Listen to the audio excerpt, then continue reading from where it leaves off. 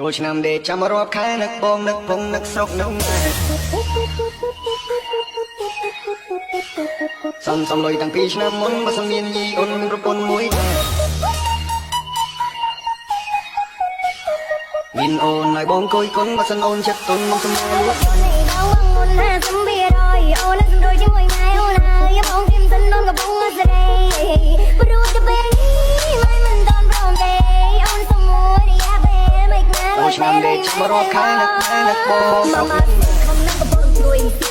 ម៉ែកំពុងដេកជួយនេះក៏មិនចាប់អូនកំពុងដើរនុយពេលម៉ែភ័យម៉ែលេងគិតរឿងលួយលើកាមកសេណាចេះទុកដាក់ក្នុងវែងសេវិញម៉ូតមុនជាណៃគិតដល់ឆ្ងាយប្រយ័ត្នលបូតចូលឆ្នាំដេកចាំរាប់ខែបងមិនច្បាស់បងមិនមែនស្រួលទេក្នុងកំពុងណែនរក